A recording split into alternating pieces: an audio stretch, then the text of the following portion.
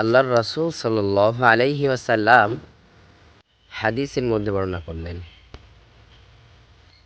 যে প্রকৃত ঈমানদার ও মুসলমান ওই ব্যক্তি যাহার হাত দ্বারা অপর মুসলমান নিরাপদে থাকে।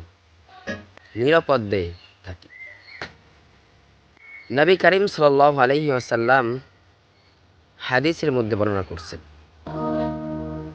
যে যাহার হাত দ্বারা অপর মুসলমান শান্তি পায়, নিরাপত্তায় থাকে, হাত ও মুখ দ্বারা কষ্ট না পায়,